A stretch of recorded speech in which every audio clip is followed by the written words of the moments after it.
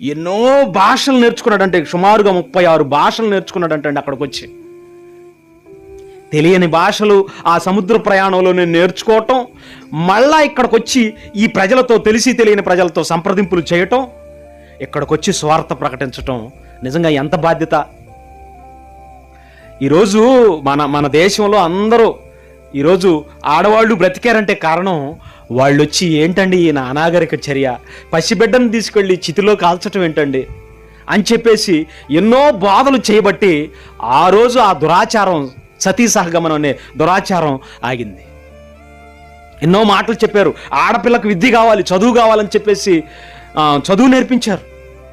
ఆలోచిస్తే వాళ్ళు అనేక విధాలుగా ఈరోజు పోస్టల్ వ్యవస్థ కానీ, బ్యాంకింగ్ వ్యవస్థ కానీ, ఈ వ్యవస్థలన్నీ, విద్యా వ్యవస్థ కానీ, వాళ్ళు చేసిన కార్యక్రమాలు అన్నీ సేవకులే. ఏదో బైబిల్ చెప్పేసి వెళ్ళిపోవచ్చు, కానీ చూడండి ఎంత దూరం ప్రయాణం చేశారు.